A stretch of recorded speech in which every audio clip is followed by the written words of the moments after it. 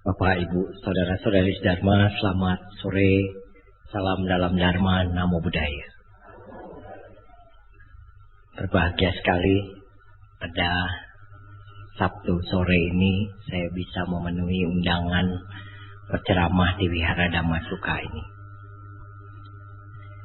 Pesan pengurusnya, umatnya kangen. Kayak apa aja ya, sampai dikangenin begitu. Bapak Ibu Dharma, sebetulnya yang ceramah siapa saja baik dan bagus gitu ya. Saya juga sering kali mendengarkan ceramah-ceramah rekaman dari Wihara Dhammasuka ini, bagus-bagus gitu. Bapak Ibu Dharma, pada malam hari ini saya akan membawakan perbincangan Dharma yang sebetulnya idenya spontan tadi waktu sebelum saya mandi, sempat buka Facebook, kemudian dari chatting salah satu kawan friends di Facebook, dia tanya saya, "Ko Rudi, tanggal segini bisa nggak ke Bandung?" Terus saya bilang, "Kok mendadak amat ngundangnya? Memang ada acara, memang wihara apa di Bandung yang mengundang? Bukan, saya merit. Padahal waktu bulan kemarin ketemu masih baru PDKT. Luar biasa."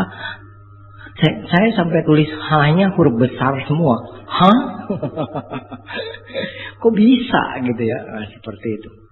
Bapak Ibu, saudara-saudari Dharma, memang yang dinamakan karma jodoh orang nggak bisa tahu ya. Kadang orang cari ke sana kemari nggak dapat. Kadang nggak dicari dia datangnya banyak. Iya, sampai bingung sendiri milihnya Pak.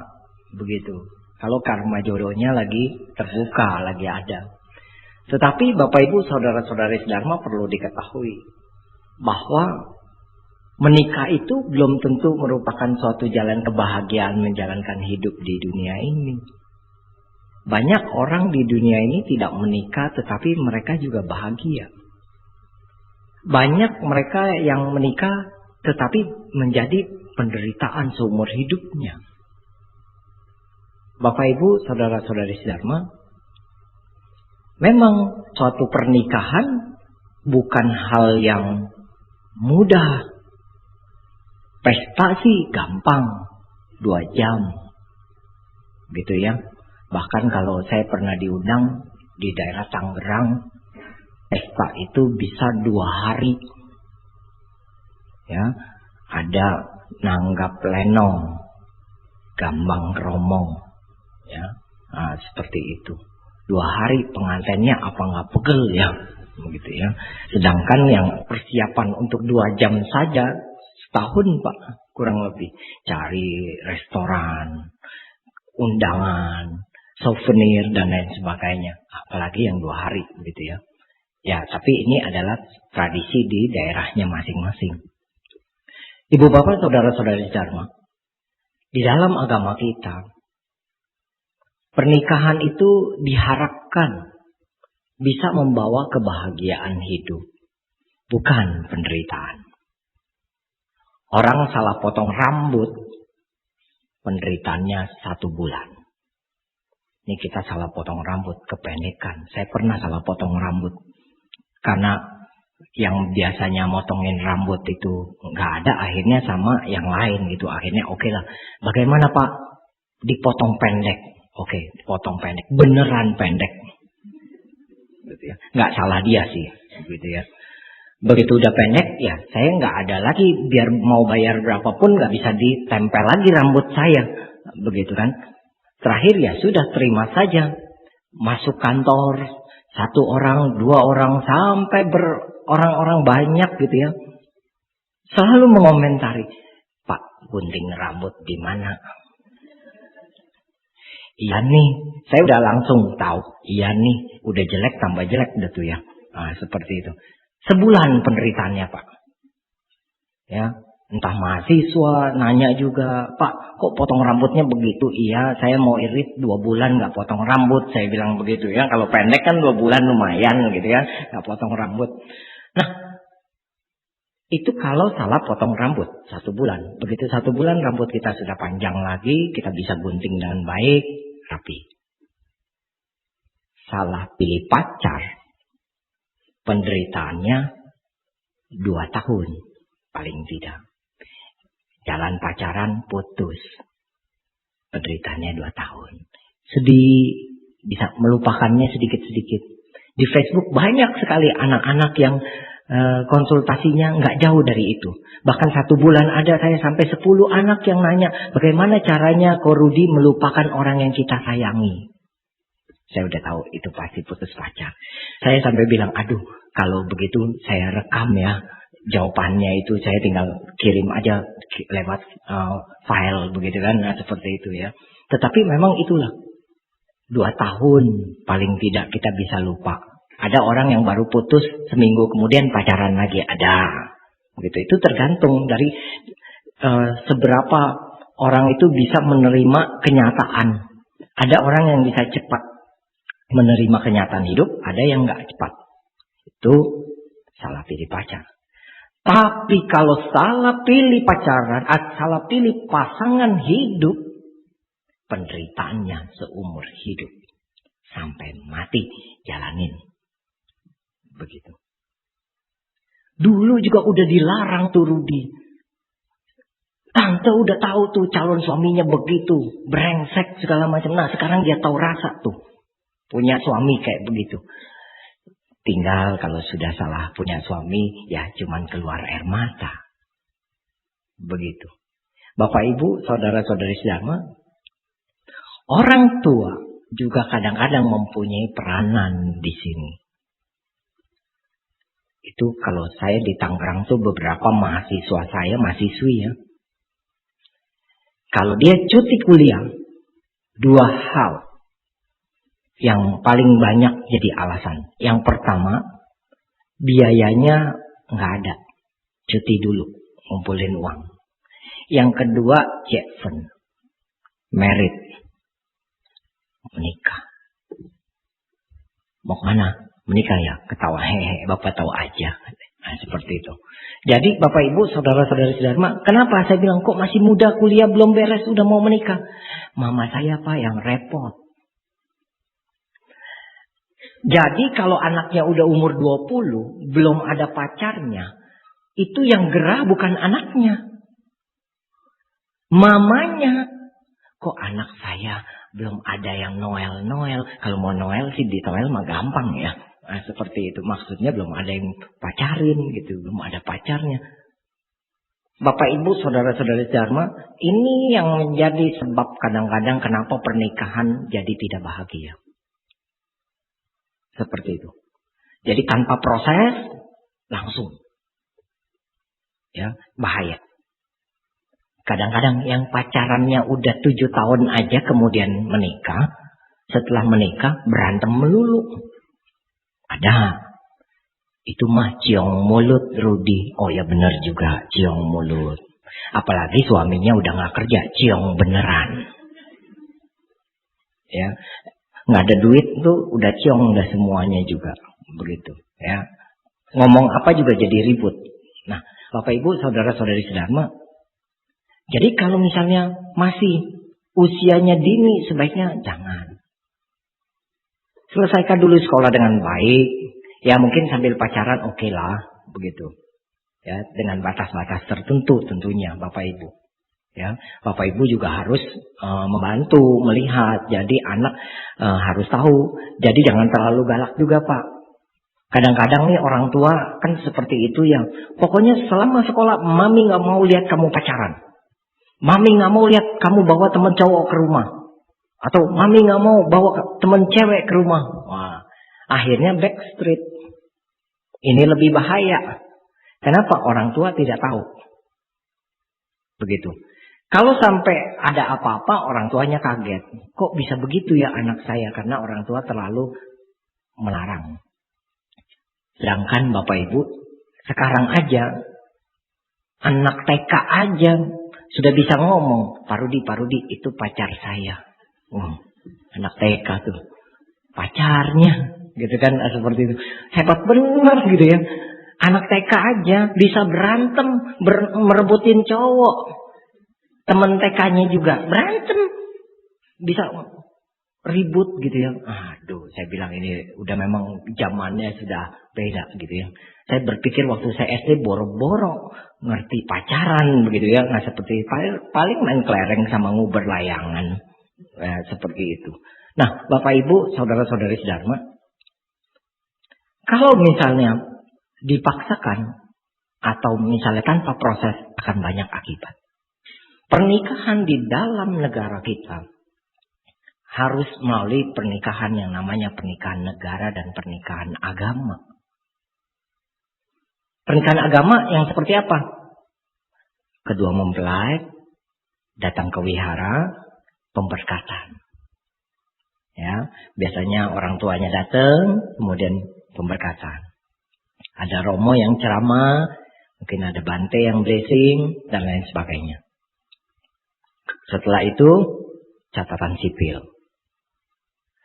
Tetapi sebetulnya pernikahan itu ada 3 macam. Ya, pernikahan tradisi, pernikahan agama, dan pernikahan sosial. Jadi kalau pernikahan sosial, pesta. Undang orang datang pesta. Itu pernikahan sosial, orang tahu, saudara semua tahu. Pernikahan agama di wihara, dikasih nasihat dan lain sebagainya. Nah, bagaimana dengan pernikahan tradisi sekarang? Bapak Ibu, saudara-saudari sedharma, banyak sekali sebetulnya, apalagi kita orang keturunan Tionghoa, sebetulnya pernikahan itu ada yang namanya pernikahan tradisi. Kalau di dalam agama Buddha, pernikahan tradisi itu tidak dilarang. Bahkan kewajiban anak salah satunya di dalam Sigaloada Sutta, kewajiban yang ketiga, yaitu meneruskan tradisi orang tua. Seperti itu. Nah, dalam tradisi pernikahan itu banyak dipakai simbolisasi. Simbol-simbol peralatan dan lain sebagainya.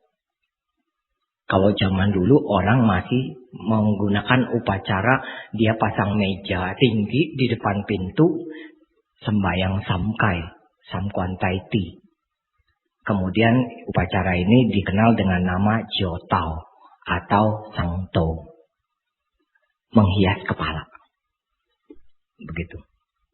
Nah, dalam upacara tradisi ini, kedua mempelai juga sembahyang, kemudian orang tua juga sembahyang. Maksudnya disaksikan oleh langit dan bumi. Begitu. Ya, bahwa ini akan menikah. Kemudian kedua mempelai nanti belum dipertemukan dulu itu.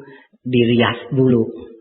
Biasanya duduk di atas kursi, ada kain merahnya, kemudian di atas tetampah.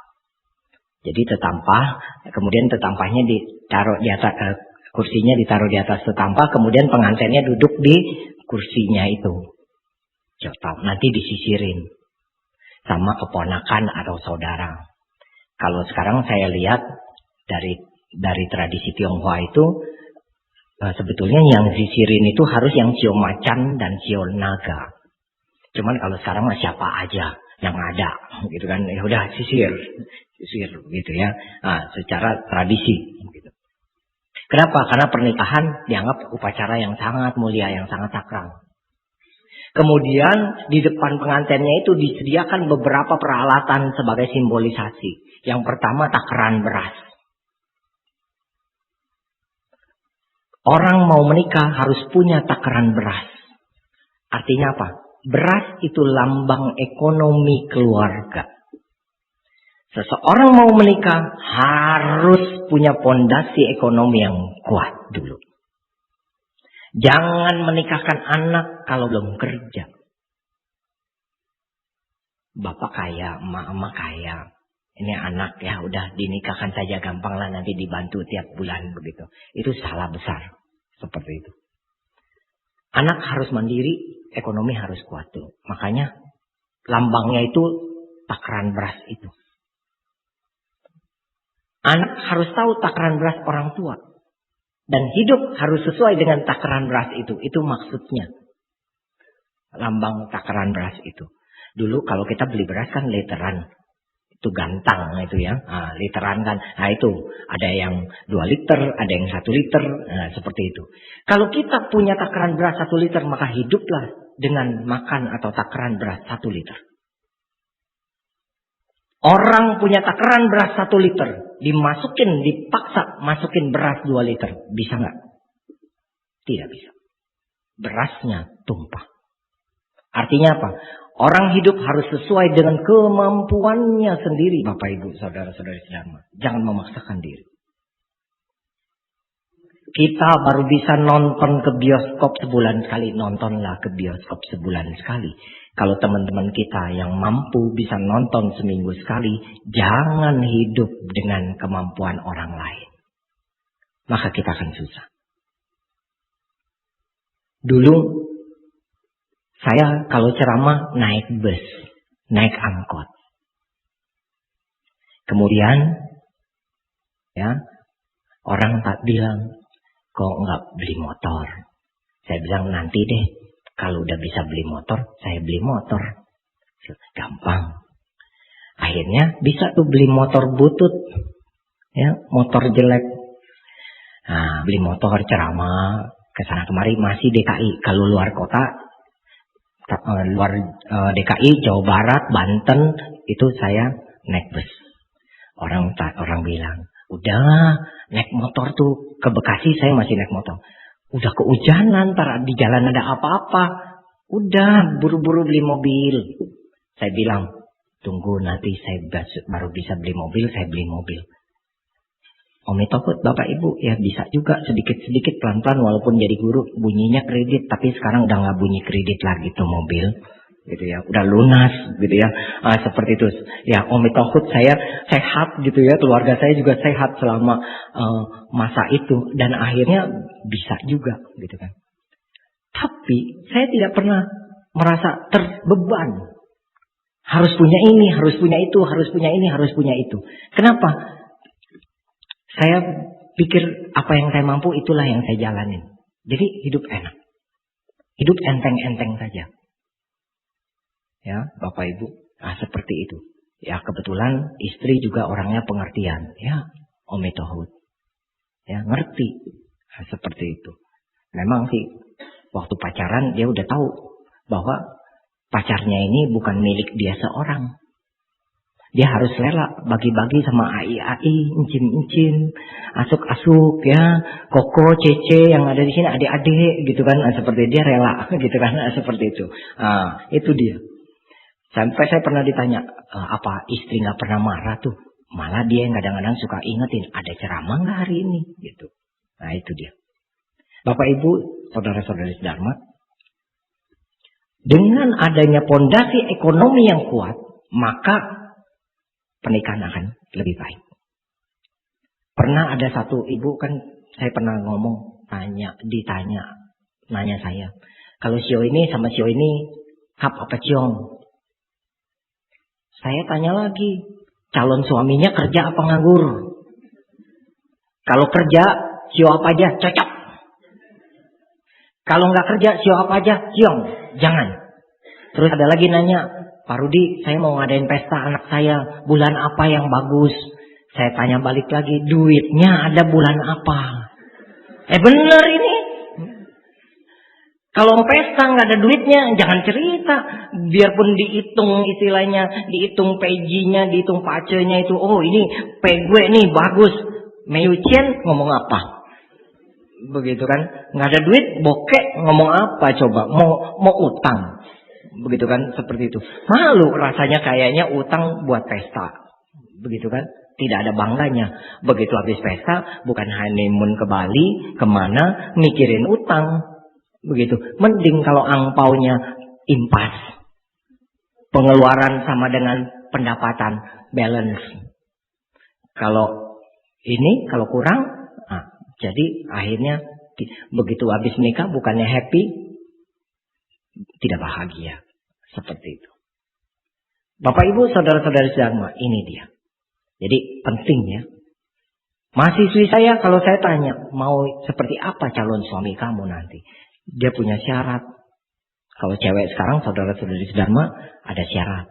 Yang pertama, kok saya mau dia udah kerja dan mapan gajinya. Gajinya bagus. Yang kedua, punya rumah sendiri. Loh, kenapa? Saya bilang, kan kalau tinggal sama mertua lebih enak, nggak usah beli rumah lagi. Oh no. Anak gadis sekarang tidak mau tinggal sama mertua. Kenapa? Ya, kalau tinggal sama mertua tuh beda. Nggak bebas. Kalau tinggal rumah sendiri, mau bangun jam 9 juga nggak apa-apa. Coba deh tinggal sama mertua, bangun jam 9. Kalau nggak dunia dalam berita, nah, seperti itu. Apalagi mertuanya nggak pengertian. Nah, seperti itu. Makanya itu dia. Kemudian, ya, punya kendaraan. Itu dia. Tinggal mahasiswanya yang cowok. Waduh Pak, itu mah cewek matre. Bapak Ibu, saudara-saudari Dharma, kalau saya bilang itu tidak matre. Tetapi itu kebutuhan dasar sebelum orang menikah. Setuju nggak? Anak 5, rumah orang tua 1, apa semuanya menikah mau gabung? Mungkin kalau masih belum punya anak masih bisa akur tuh 5 anak habis merit tinggal 1 rumah. Begitu punya anak masing-masing 3 aja 15. Itu bakalan perang. Begitu. Ya. Jangan seperti itu Bapak Ibu. Makanya harus disiapkan anak kita. Punya apa? Skill Pak Bu. Punya kemampuan untuk hidup, untuk membangun ekonominya sendiri. Itu penting. Ya. Di dalam agama Buddha, Sang Buddha sendiri mengajarkan bahwa penghasilan kita itu harus dibagi 4 bagian setiap bulannya. 50% 2 bagian itu untuk diputar selama 1 bulan. Sang Buddha bilang begitu. Gaji cetiau 1.500.000 untuk keperluan sebulan. Transport, makan, dan lain sebagainya. 1 bagian, 25%-nya untuk kebutuhan sosial. Kebutuhan sosial seperti apa? Teman ulang tahun, kita beliin kado. Teman menikah, kita kasih angpau. Kita kebaktian, dana paramita. Ini kebutuhan sosial, kehidupan sosial. Itu dari 25% gaji kita. Dan 1 bagian lagi, 25% lagi, Sang Buddha bilang apa? Ditabung. Begitu. Aduh, ekonomi saya mah lemah kok Rudi. Kalau itu nabungnya saya balik. Dari 100% nabung 90%. 10% buat sebulan. Jadi sebulan makannya Indomie aja. Begitu akhir bulan dapat 2 bulan, benar dia bisa nabung 1.800.000 dengan cepat. Tapi begitu bulan ketiga dia masuk rumah sakit tipes. Karena kurang gizi. Begitu ya, makannya Indomie terus. Bapak Ibu, saudara-saudari Dharma, yang kedua. Tadi ekonomi. Yang kedua, ya, di situ alatnya yang lain itu adalah kaca. Ada kaca. Pengantinnya dikacain. Kaca adalah barang yang paling jujur di dunia, saudara-saudari Dharma. Kalau kita ketawa, di kaca terlihat tertawa. Kalau kita menangis, di kaca terlihat menangis. Kalau kita tertawa di kaca menangis, beli itu kaca. Itu kaca ajaib. Pasti mahal. Tidak ada orang yang punya. Berarti kaca untuk melihat siapa? Diri sendiri. Artinya apa? Kedua mempelai atau pasangan yang akan berkeluarga itu harus bisa melihat dirinya sendiri. Kadang-kadang Bapak Ibu tidak bisa seperti itu. Kalau udah ribut, perang dingin, nggak ngomong. Bisa berhari-hari, bahkan ada cerita lagi ini beneran, sampai hampir 10 tahun. Ngapain aja coba tuh, 10 tahun. Ya, anaknya 2. Coba 10 tahun dia ngomong, 4 anaknya.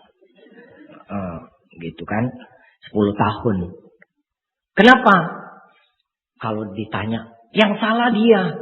Dia dulu yang mesti negor saya, dia dulu yang mesti minta maaf.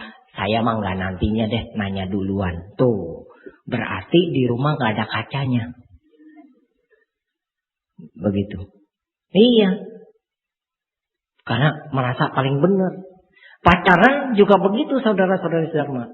Kalau udah merasa paling benar, saya pernah 2 kali seumur hidup saya melihat sendiri di depan mata.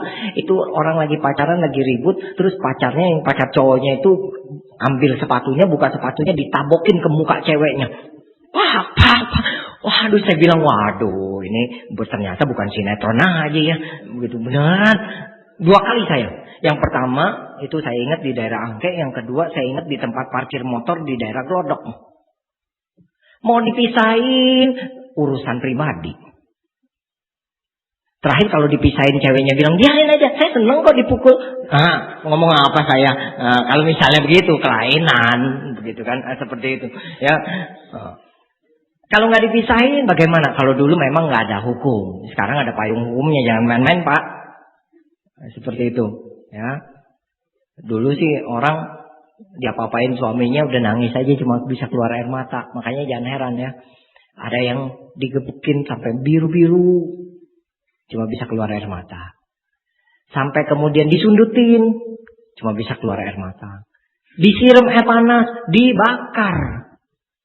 Itu kan ada kejadian begitu kan. Kalau sampai keluarga kita begitu, bagaimana ibu bapak? Seperti itu. Makanya itu lihat ke sana. Jadi jangan cuma dilihat dia bawa apa ke rumah.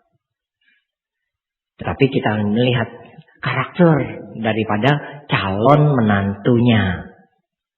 Seperti apa.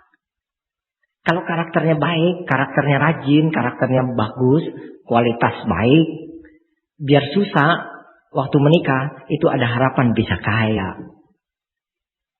Tapi kalau karakternya jelek, makanya orang bilang kalau mau menikah itu kadang-kadang suka dilihat bibit, bebek, bebot. Katanya. Keluarganya gimana? Oh, keluarganya mah udah god of gambler semua. Tahu nggak? Tukang tupok. Ya, main capsanya udah merem aja pakai kaki aja bisa, istilahnya begitu. Ya, ngacak kartunya pakai kaki aja bisa, ya seperti itu, saking hebatnya. Orang nggak mau tuh, begitu kan, seperti itu. Bahkan ada satu di daerah di Tangerang juga nggak mau, ada orang Tangerang sendiri bilang, pokoknya jangan punya mantu orang itu, katanya. Maksudnya orang daerah sana. Kenapa? Benar Bapak Ibu, saudara-saudara, satu daerah itu, aduh, judi semua. Enggak neneknya, enggak engkongnya, enggak cucunya, semua. Makanya ada orang enggak mau begitu. Wah, kalau udah kayak gitu mendingan pindah deh ya. Jadi yang ibaratnya begini, biarpun bagus kalau hidupnya di daerah yang jelek, jadi akhirnya kena jeleknya begitu. Nah, Bapak Ibu, saudara-saudari Dharma, introspeksi, melihat, bisa saling melihat, ya. Oh ya, mungkin saya yang salah, minta maaf. Jangan takut Pak untuk minta maaf, Bu. Jangan malu, jangan merasa, aduh harga diri jadi jatuh karena minta maaf. Enggak. Saya aja begitu kalau sama murid atau apa, misalnya saya salah gitu, saya minta maaf. Begitu. Sama istri juga begitu, minta maaf juga kalau saya salah. Bukannya berarti saya, kalau udah bisa ceramah pasti baik ya, jadi orang nggak pernah salah gitu. Bohong, ada juga salahnya. Kalau ditanya ribut gak sama istri Korudi? Ya kadang-kadang ribut juga kalau nggak cocok pendapat gitu. Kadang-kadang lagi ngomong aja bisa beda pendapat gitu ya. Seperti itu. Tapi bukan ributnya kemudian lempar-lemparan piring terbang gitu ya. Seperti itu ya. Enggak gitu kan. Kalau ada yang seperti itu ya buru-buru piringnya ganti plastik semua. Seperti itu. Jadi lebih irit ekonominya gitu ya. Kalau papa mama masih suka ribut kayak gitu, papa mama beliin piring melamin aja, piring plastik ya. Seperti itu. Jadi aman gitu. Nah, ini yang menyebabkan seringkali karena merasa paling benar jadi ribut di dalam keluarga. Yang akibatnya siapa? Anak.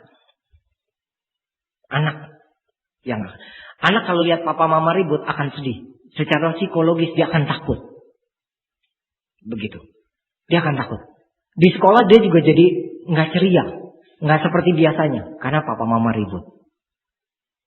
Nah, kemudian berikutnya ya gunting. Tuh ada tuh gunting. Simbolisasi gunting buat apa tuh? Gunting itu untuk memotong. Kalau kita memotong, kita tekan atasnya atau bawahnya? Atasnya? Bawahnya? Nggak bisa motong. Dua-duanya kita tekan. Betul nggak? Kalau kita gunting. Zaman dulu gunting hanya dibikin untuk memotong kain atau membuat pola. Ya, gunting yang besar itu. Artinya apa? Suami istri harus mempunyai pola untuk keluarganya. Gunting itu lambang kerjasama suami istri memotong, bikin pola, ya, dibikin bentuk. Mau jadi baju apa? Piyama, long dress, jas, dan lain sebagainya. Harus dibuat pola.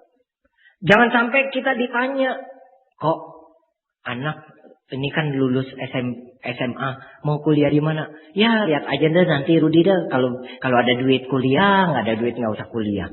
Ini namanya orang tua tidak punya pola. Ini orang tua yang tidak baik kalau menurut saya. Kita waktu SD ditanya, cita-cita jadi apa? Spontan, dokter, insinyur, sarjana hukum. Begitu udah gede dikit, udah SMA ditanya, cita-cita jadi apa? Jadi orang yang berguna. Tuh, udah nggak ada pola, udah hilang polanya. Jadi orang yang berguna, gimana coba jadi orang yang berguna? Nyapu jalanan aja berguna, mau jadi tukang sapu jalanan. Seperti itu. Harus punya pola, harus punya cita-cita, tujuan. Suami istri harus punya itu. Dan harus bisa kerjasama untuk membangun rumah tangganya, membentuk rumah tangganya. Anak sekarang kelas 6 SD lulus. Ya, belum pengumuman yang SD ya. Baru yang SMP kemarin, SMA kemarin. Berderai air mata yang gak lulus. Gitu kan. Tapi ada kesempatan untuk perbaikan. Nah, Bapak Ibu, saudara-saudari sekalian, anak SD kelas 6. 3 tahun lagi kita tahu bahwa dia akan lulus SMP. Maka orang tua harus membuat pola untuk 3 tahun mendatang. Program jangka pendek, menengah, dan panjang. Nggak hanya di perusahaan tuh. Renstra harus dibikin dalam keluarga. Rencana strategis. Bagaimana caranya? Diaturlah sedemikian rupa. Mungkin disimpan ini untuk biaya anak sekolah, ini untuk ini. Nah, itulah orang tua yang bisa bikin pola. Seperti itu. Ada orang tua yang sudah menyiapkan deposito untuk anaknya sekolah. Jadi sudah siap satu anak 50 juta. Padahal kerjanya juga bukan orang kaya. Tapi dia kerja mati-matian untuk nyiapin deposito untuk anak-anaknya ini buat sekolah. Sehari-hari ini engkau pakaiannya sangat sederhana. Jadi tidak memikirkan dirinya. Yang penting bisa anaknya itu sekolah. Dia bentuk seperti itu. Jadi begitu anaknya lulus ini sekolah langsung. Lulus ini sekolah langsung. Begitu kuliah enggak susah dia udah langsung. Anaknya masuk tempat kuliah yang bagus. Yang bagus di Jakarta. Bayangkan. Dia saja bisa. Apalagi kita. Yang ekonominya mungkin lebih mapan dari bapak itu. Seperti itu. Bikin pola, saudara-saudari sekalian. Kalau tidak bikin pola, bahaya. Seperti itu. Kenapa? Akhirnya tujuan hidupnya nggak tahu mau ngapain, Pak. Sekarang masih kerja, enak, orang masih pakai. Betul, Pak ya? Karena kita masih muda, masih bisa, Pak. Begitu usia, sampai kita, semuanya nih kita, Pak, termasuk saya. Begitu usia nyampe nanti masa kerja, masa produktif selesai, habis. Orang tidak akan pakai lagi. Nah, kalau sudah dibikin pola sampai ke sana, aman. Begitu masa tua, kita udah tahu kita harus ngapain. Seperti itu, Pak. Jadi jangan cuman hanya diem saja ya, duduk saja, Pak. Itu jangan. Saudara-saudari sedharma juga demikian, harus bikin pola dalam hidupnya. Kemudian berikutnya, ya, tungsu. Ada buku tuh tebal, tungsu. Tongsu ya. Itu buku pintar orang Tionghoa. Kenapa kok dalam pernikahan secara tradisi itu ada sampai buku tungsu itu disiapin, dikasih lihat ke pengantinnya, di depan pengantinnya. Kenapa? Inilah Bapak Ibu makna nasihat dari papa mama kita, leluhur kita yang dulu pinter. Mereka mau sebelum menikah, kedua mempelai harus punya kemampuan, punya pendidikan yang baik. Punya skill Bapak Ibu. Orang bilang hoki teit pun suteji. Hoki besar, tapi skill, kemampuan nggak ada yang mau pakai. Hoki besar. Bapak kaya. Tapi nggak ada kemampuan apa-apa. Begitu bapak meninggal, hoki besar. Harta banyak, warisan, tapi nggak ada kemampuan, habis. Begitu. Sekarang harus berjalan beriringan antara hoki dan kemampuan itu. Kasih Pak. Hoki dan kemampuan itu harus di dalam Manggala Sutta bait keempat Sang Buddha katakan, bahusa canca si panca etang manggalang utamang. Memiliki pengetahuan dan keterampilan adalah berkah utama. Jadi, sebelum seseorang menikah atau menikahkan anak Bapak Ibu, anak kita harus punya pengetahuan dan keterampilan untuk mereka hidup. Seperti itu. Sekolahkan, kalau memang mampu, sekolahkan yang tinggi. Kalau Bapak Ibu punya kemampuan yang lain, misalnya montir sekalipun, montir mobil atau motor, coba ajarkan. Bapak Ibu dagang, jangan sekali-kali berpikir bahwa biar saya aja yang di toko, kalau anak mah biar sekolah aja, nggak usah belajar dagang. Salah. Ada seorang bapak cerita sama saya, bapak itu sudah tua, akhirnya sudah kurang kemampuannya untuk dagang lagi. Anaknya semua dari sekolah sampai kuliah bisa keluar negeri dan lain semuanya dari toko. Begitu sudah berhasil anaknya, kemudian bapaknya bilang, ini papa udah gak kuat lagi, nih toko papa serahin ke kamu. Anaknya bilang apa? Pak, ngapain di toko? Lagi pula saya gak bisa. Seperti itu. Orang tuanya sedih. Tapi itu hasil didikan orang tua. Sebaiknya bagaimana? Nih liburan bentar lagi. Jangan di rumah anaknya cuma main PS, chatting, buka Facebook aja. Kalau kita punya toko, ajak ke toko biar tahu cari duit. Bener Bu. Mau panas, mau apa. Paling enggak dia suruh, kalau misalnya enggak toko gimana? Buka warung gitu ya. Nimbang-nimbangin gula kayak apa kayak. Seperti itu. Ya, biar tahu bekerja. Jadi jangan dibiasakan hidup terlalu santai. Dikala libur boleh jalan-jalan ajak keluarga, itu harus. Tetapi juga harus diajarkan mereka belajar survive. Begitu. Ya, belajar untuk bertahan hidup. Para Ibu. Nah ini dia. Makanya buku tungsu itu. Ya. Kemudian yang lain lagi, benang 5 warna. Ada benang 5 warna, kemudian dijalin benangnya itu. Kalau benang satu lembar benang kemudian kita tarik, gampang putus. Tapi kalau 5 benang kita kepang, kemudian kita pelintir, kita tarik, bagaimana? Nggak putus. Susah sekali. Artinya apa? Dalam hidup, selama hidup nanti jadi suami istri atau pasangan, itu seperti macam-macam warna benang itu.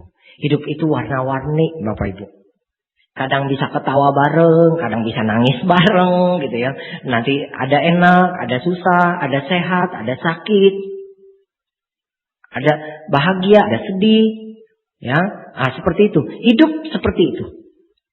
Jadi kalau Bapak Ibu, saudara-saudari sedharma dalam keluarga ada kesulitan dalam hidup, atau misalnya saudara-saudari sedharma putus pacar dan lain sebagainya, kesulitan dalam hidup, itu jangan berpikir bahwa cuma saya yang hidupnya seperti ini.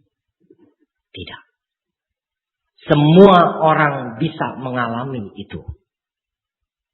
Orang tidak ada yang semasa hidup senang terus. Aduh, Ko Rudi, saya sih dari kecil nggak pernah susah.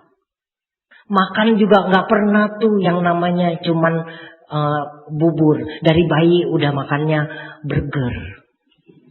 saking senangnya. Begitu. Ya, seperti itu. Bapak Ibu, saudara-saudara Dharma, ada orang bilang, oh saya mah nggak pernah sakit.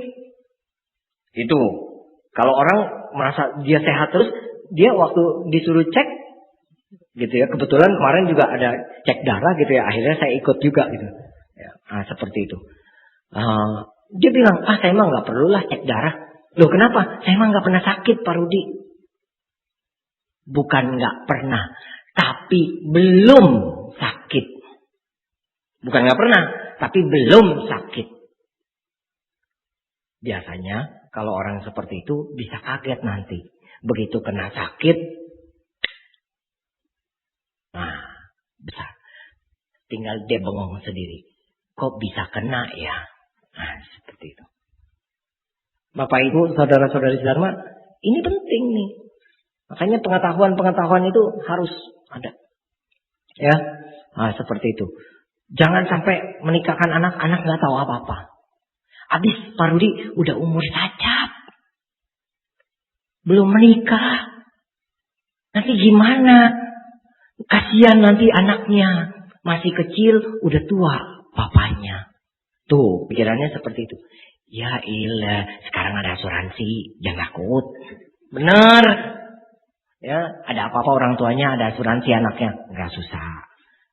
Seperti itu, pokoknya hidup jangan dibikin susah. Kalau kita isi going saja, begitu kan? Jangan dibikin. Kenapa? Udah samsara hidup kita ini. Tapi kita ya, bagaimana kita memanage karma kita? Memanage karma kita nih. Saya juga sakit, bisa sakit gitu. Kalau sakit, saya di dalam pikiran saya bilang, wah, dengan sakit saya bisa istirahat. Betul. Enggak ngajar. 2 tempat.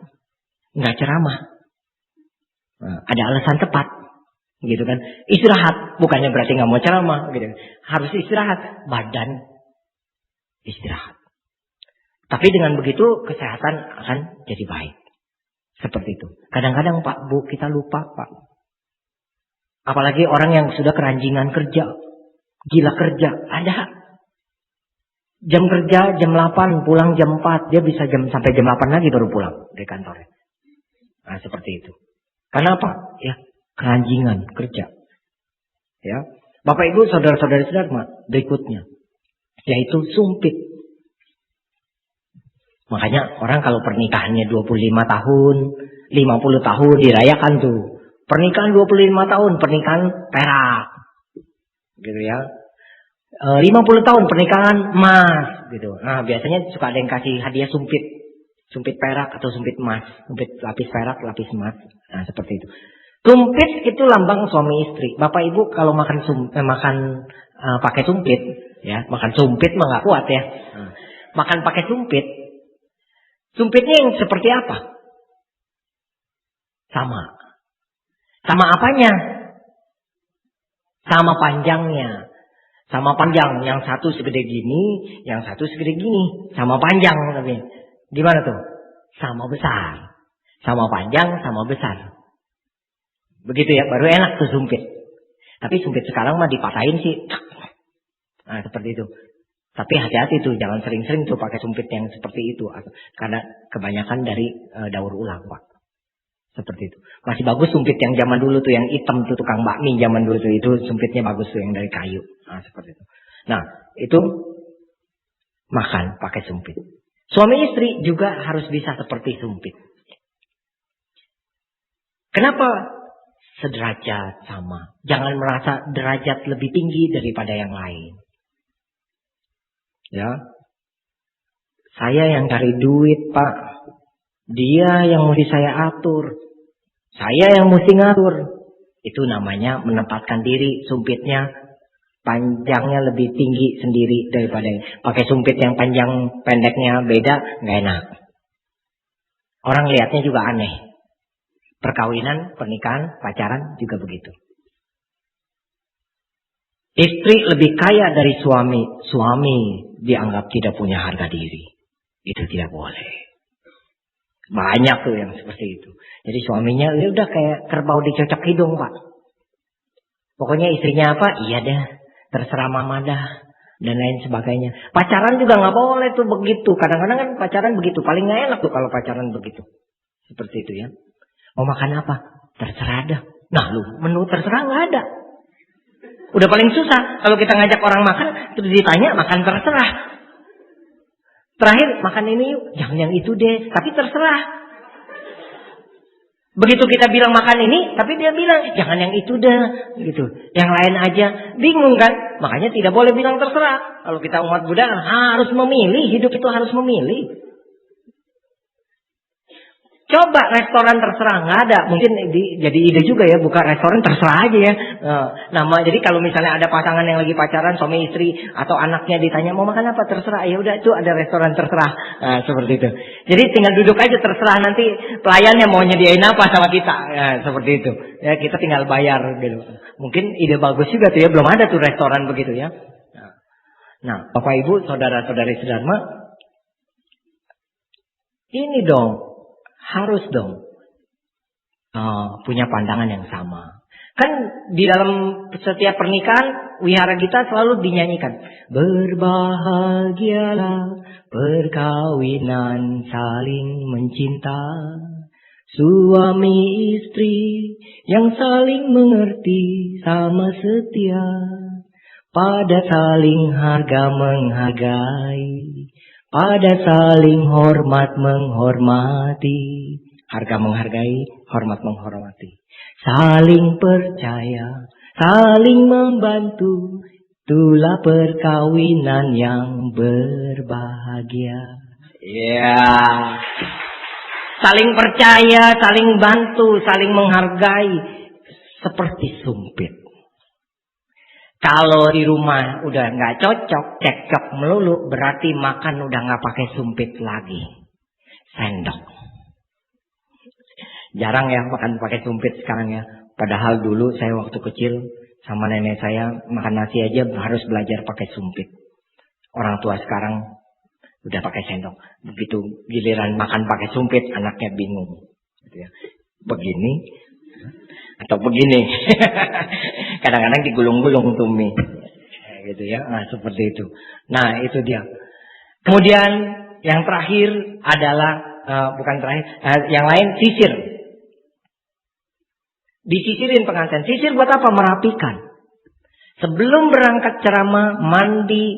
Tadi saya mandi, kemudian sisiran. Biar apa? Rapi. Pak, Bu, kalau kita udah jelek, rapi, mendingan aja. Benar. Orang masih lihatnya tuh masih mendingan, masih enak dilihat. Kalau udah kita jelek, ucel. Nah, itu dia. Udah nggak dilirik orang, begitu kan? Nah, seperti itu. Ini. Sisir artinya apa? Bisa membereskan urusan keluarga dengan baik. Kalau ada masalah dalam keluarga, Bapak Ibu, jangan ditunda untuk diselesaikan. Nanti dah, selesaikan dulu. Nggak usah dibilangin papanya. Nanti itu anak digebukin. Kalau papanya tahu. Nah, ini mama yang melindungi anaknya kadang-kadang seperti itu. Karena dia takut anaknya dipukul papanya. Atau papanya marah. Akhirnya mamanya rahasiain. Ini ibaratnya udah mulai nggak nyisir. Kalau dirahasiainnya seminggu, berarti nggak nyisir seminggu. Bisa dibayangin rambut kita nggak nyisir seminggu. Jangan udah lewat seminggu, sebulan nggak nyisir sebulan. Ini ada kejadian begitu. Orang tua murid, saya sudah panggil, anaknya merah rapotnya, anaknya jelek, dipanggil sampai 3 kali. Datang, saya jelaskan ini anak calon nggak naik kelas. Seperti itu. Bapak Ibu, kalau saya orangnya kalau nggak pantas naik, saya nggak naikin. Mau bapaknya kenal kayak, mau anaknya deket kayak sama saya enggak. Tapi saya udah peringatkan dulu dari jauh-jauh hari. Saya udah peringatkan, jangan. Belajar yang rajin. Orang tua panggil. Jadi orang tua nggak syok. Kalau dia pas terima rapot dia ayan di tempat kan bahaya. Syok gitu kan, kaget. Atau dia serangan jantung gitu kan, kaget. Tapi kalau sudah di warning, sudah 3 kali peringatan, orang tua udah tahu. Banyak juga orang tua, aduh Pak, saya juga udah nggak tahu mesti ngajarin anak saya pakai bahasa apa. Seperti itu. Sampai saya pernah dengar ada murid saya itu kalau dipukulin Bapak Ibu itu digantung bapaknya. Jadi tangan digantung, dikerek ke atas, baru dihantam pakai rotan. Pakai ini, ban pinggang. Sampai ada kejadian anak dipukul sama besi oleh bapaknya. Anak perempuan. Kelas 3 SD. Waktu itu saya panggil bapaknya, nggak berani datang. Maminya yang datang. Mamanya yang datang. Saya bilang, kalau anak saya sekali lagi saya lihat seperti ini diperlakukan, saya akan laporkan polisi. Saya bilang, ya saya sudah anggap anak saya sendiri semuanya. Nah, seperti itu. Terakhir anaknya diberhentiin dari tempat saya. Pintar juga tuh papanya. Diberhentiin anaknya. Dalam hati saya, wah memang gitu. Nah, seperti itu. Ya karma anaknya juga sih. Punya orang tua seperti itu juga. Ada hubungan karma. Nah, seperti itu. Nah, Bapak Ibu, saudara-saudara Dharma. Dia nggak kasih tahu suaminya. Anak nilai anaknya itu. Begitu naik-naikan kelas 1 tahun kemudian. Naik-naikan kelas tahun kemudian. Ini udah nggak nyisir setahun.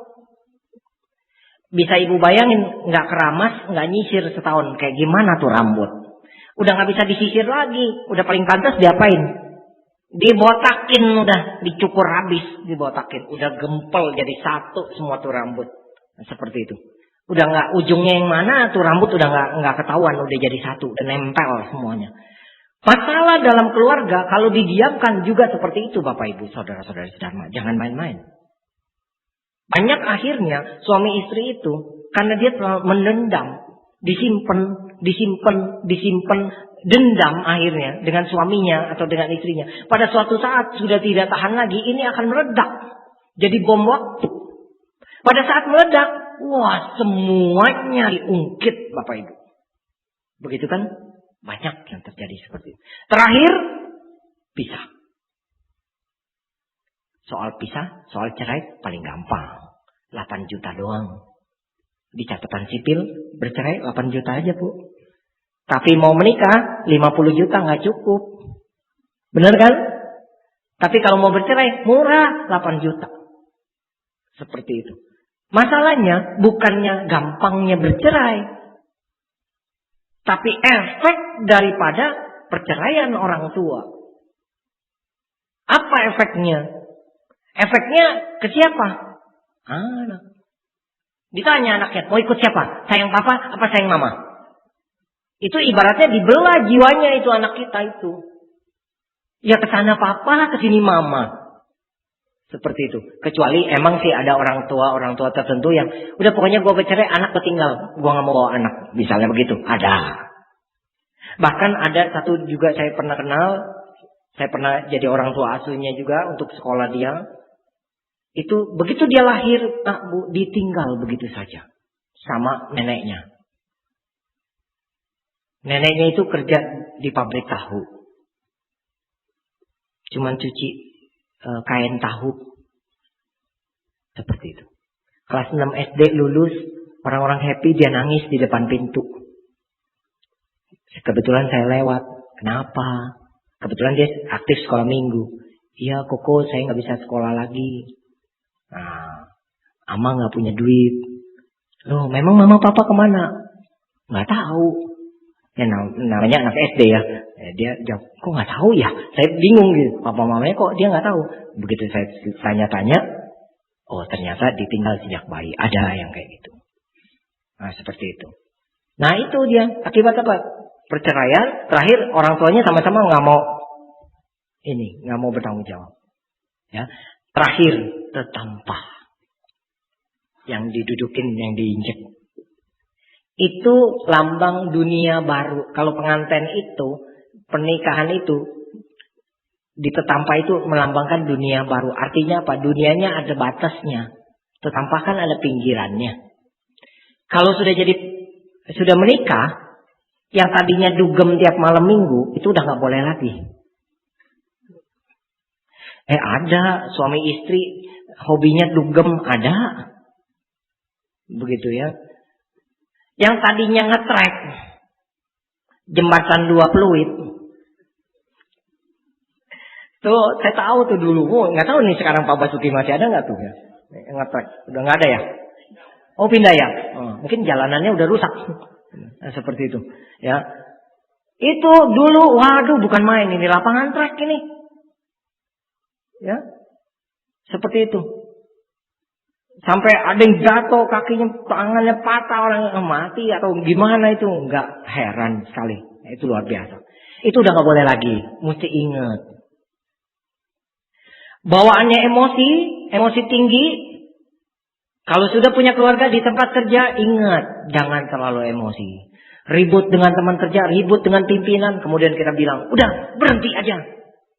Ngomong berhenti, enak. Begitu udah berhenti, baru mikir.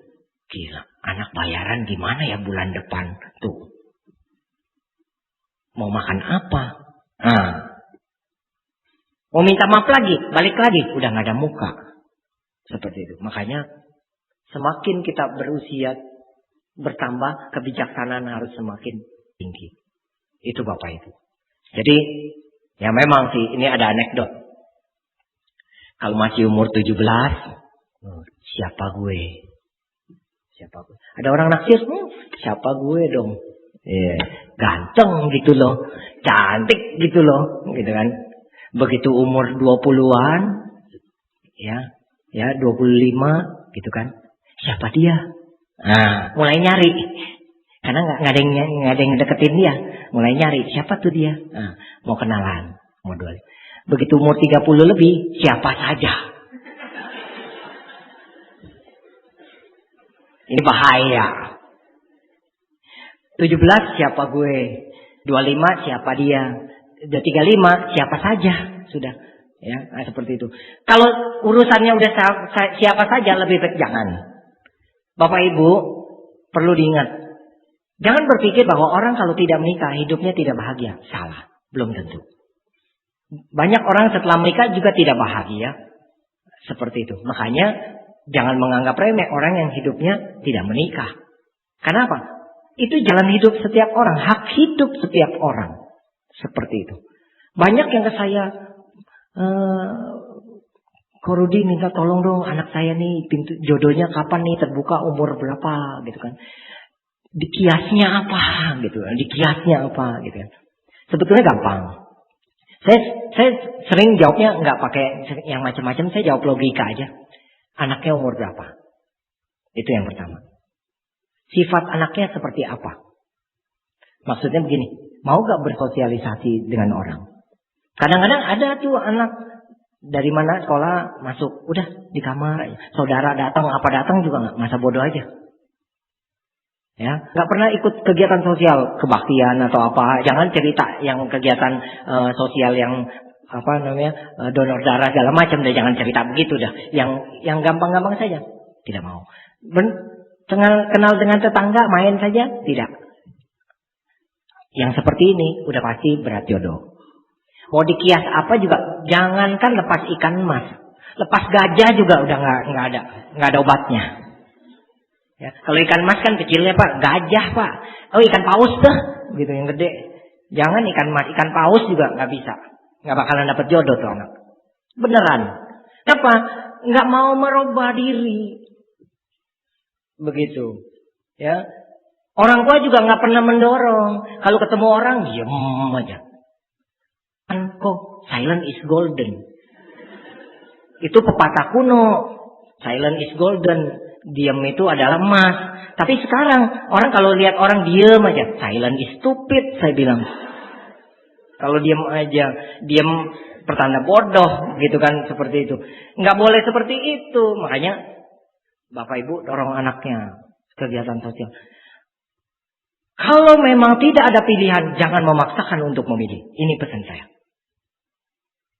Jangan memaksa untuk memilih. Orang hidup harus memilih. Jangan sampai tidak milih. Jangan sampai bilang siapa saja. Jangan sampai hari ini saya ceramah, terus nanti di Facebook kita ngobrol. Waktu kenal di sini belum ada pacar, begitu minggu depan ngundang saya acara pernikahan. Bisa lagi saya. Nah, seperti itu. Bapak Ibu, tidak ada yang instan kecuali Indomie dan lain sebagainya. Ya, itu instan. Kalau yang seperti itu urusannya jangan instan. Ketemu di mall, kenalan langsung. Nah, tinggal di mana? Sudah menikah belum? Yuk, saya ngelamar ya besok. Nah, itu jangan. Seperti itu, ya. Harus ada proses. Harus ada proses. Ya. Baik Bapak Ibu Saudara, demikianlah apa yang saya sampaikan mudah-mudahan bisa bermanfaat. Ya, jadi kalau yang pernah ngalamin yang namanya upacara ciotau atau sangtau itu, ya, pakai dihias pengantin gitu, pakai baju ala Manchuria, seperti itu. Nah, itu tradisi, ya. Bagus juga artinya, simbolisasinya. Dan tradisi yang nggak boleh hilang. Kalau yang itu mungkin orang udah jarang pakai lagi sekarang, Pak Bu.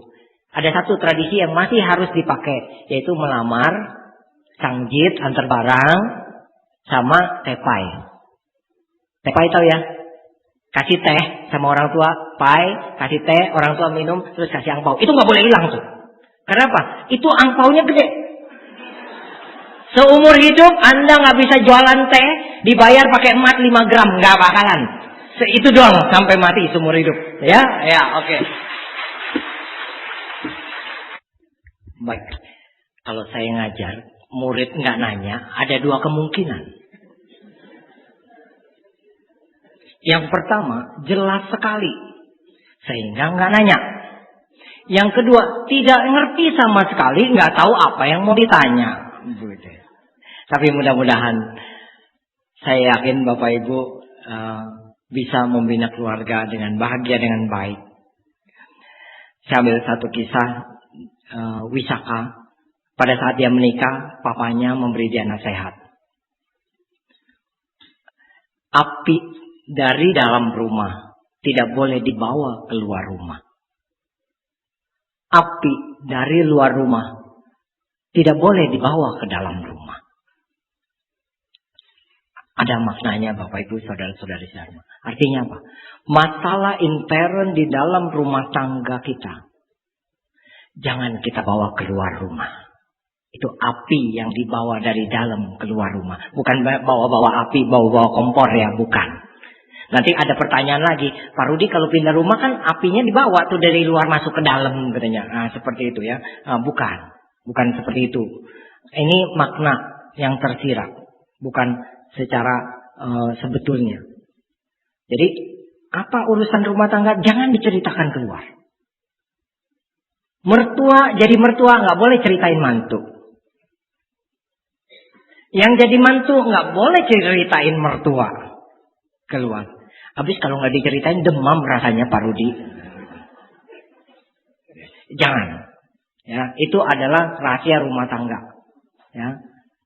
Keburukan istri, keburukan suami, anak dan lain sebagainya jangan kita ceritakan kepada orang lain. Seperti itu. Api dari luar rumah tidak boleh dibawa ke dalam rumah. Artinya, urusan di luar jangan dibawa ke dalam rumah. Di kantor kita ribut, diomelin bos, udah rasanya kesel betul. Sampai rumah masih dongkol. Anak begitu nyampe langsung, Pak, minta duit dong Pak. Besok nih sama guru-guru nih mau jalan-jalan, perpisahan ini nih. Wah, ini pas. Ketemu penyalurannya. Maka anak yang akan jadi sasaran. Itu namanya bawa api dari luar ke dalam. Tidak boleh. Suami baru pulang, baru turun kendaraan atau baru masuk pintu, istri langsung bilang, Pak, nih anakmu, lihat tuh matanya biru, ditonjok anak sebelah. Wah, pulang kerja udah kesel, capek. Mana tuh anaknya? Bapaknya gak bisa ngajar, gua yang ngajar. Nah tuh, itu. Terakhir, bapak sama bapak berantem. Besoknya anak kita udah main kelereng lagi. Udah main apa tuh, pakai apa itu yang bambu itu yang ditepok-tepok begitu tuh sekarang. Nah, seperti itu. Ya, kayak begitu. Jadi jangan Bapak Ibu. Ya ini yang dinamakan api dari luar ke dalam. Itu jangan dibawa. Suami istri juga demikian. Ya. Jangan membawa masalah dari luar ke dalam, yang di dalam juga jangan dibawa keluar. Baik Bapak Ibu, terima kasih atas perhatiannya. Mudah-mudahan bisa bermanfaat dan ya kalau ribut ingat saya. Kalau mau nyisir ingat saya. Oh iya, ada masalah nggak ya? Harus diberesin nih. Kalau nggak, ini rambut sebulan nih nggak disisir, setahun. Nah, jadi ingat saya buru-buru. Pegang gunting, ingat saya. Oh iya, kalau keluarga ini harus dibikin pola, dibikin aturan yang baik. Nanti mau makan pakai sumpit, pegang sumpit, ingat saya. Kenapa? Ya, suami istri harus saling menghargai. Lihat kaca, ingat saya. Kalau udah punya kaca begitu gede di kamar, masih ribut mulu, berarti kacanya retak. Kan gak enak tuh kalau berkaca di kaca yang retak ya Pak ya. Jadi muka kita aja udah gak balance kelihatannya. Seperti itu. Nah itu dia. Baik Bapak Ibu. Mudah-mudahan juga apa yang dicita-citakan dalam keluarga bisa terlaksana. Kalau untuk anak, paling penting 4 hal. Ya. Sebelum menikah, harus punya sama sadar. Sama keyakinannya. Jangan ditanya gajinya sama enggak, jangan. Kayaknya sama enggak, jangan. Itu nomor sekian deh, tapi sama sadar. Silanya juga harus baik sama sila. Ya. Jangan calon mantu hobi tupok. Memang sih dia kaya, tapi hobinya seperti itu. Jangan. Ya. Jangan seperti kesannya jual anak ya Bapak Ibu. Nah itu dia. Kemudian yang ketiga, sama jaga. Sama perhati. Suami istri kalau satu royal, satu pelit, ribut melulu dah. Begitu kebaktian, kan perdana tuh ya. Keluarin di dompet. Suaminya keluarin gobanan. Istrinya cebanan. Dia lihat suaminya keluarin gobanan, dia udah motot aja. Cuman karena gak enak ada orang banyak ya, dia gak ngomong apa-apa. Begitu pulang di jalanan tuh udah mulai dibahas. Ngapain sih dana gede-gede? Emang kenapa sih kalau mau dana gede? Itu kan duit papa juga.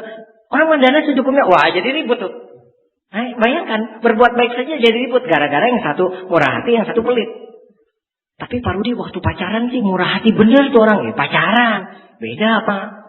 Jangankan soal murah hati. Perhatian pun beda kalau lagi pacaran sama sudah kawin. Kalau lagi pacaran kesandung kan orang. Aduh berdarah nggak kakinya. Iya. Coba kalau udah kawin, matanya kemana kali, batu segitu gede gak kelihatan. Nah itu udah beda gitu ya. Nah, seperti itu. Itu jangan, mesra harus sama gitu kan. Nah, seperti itu ya. Mesra harus sama, murah hatinya harus sama juga gitu ya. Sama apanya yang terakhir, sama kebijaksanaannya. Kalau bisa rajin ke wihara sama-sama anak kita. Ya mungkin kalau ada anak yang memang belum ada pacar, ini juga belum ada pacar, nggak ada salahnya ya di wihara ya. Ini papa mama sama papa mama nih saling lirik-lirikan gitu ya. Nah ini kayaknya baik, anaknya ini baik, jadi kenalin gitu kan. Nah, seperti itu. Ya untuk proses selanjutnya terserah dia gitu kan. Nah seperti itu. Nah itu kan lebih baik. Nah seperti itu. Ya demikian. Jadi itu harapan kita semua. Jadi jangan sampai ada kejadian ya masuk koran gitu kan. Istri disiram air panas suami, istri dibakar suami, atau suami disiram air panas istri. Udah saking kesel, suaminya lagi tidur dimasak air panas siram dah, gitu kan? Seperti itu jangan. Ya, baik Bapak Ibu, terima kasih atas waktu dan kesempatan yang diberikan. Semoga kesehatan, keselamatan, umur yang panjang, rezeki yang berlimpah, kejayaan, kekuatan selalu memberkahi kita dan seluruh keluarga kita semua. Semoga papa mama selalu sehat dan bahagia. Semoga orang tua kita, sanak keluarga kita yang telah meninggal dunia senantiasa berada di alam-alam yang berbahagia. Semoga orang tua kita, sanak keluarga kita, teman-teman kita yang sedang menderita sakit dapat memperoleh kesembuhannya dengan segera. Semoga karma baik yang pada malam hari ini kita lakukan dapat berbuah tepat pada waktunya.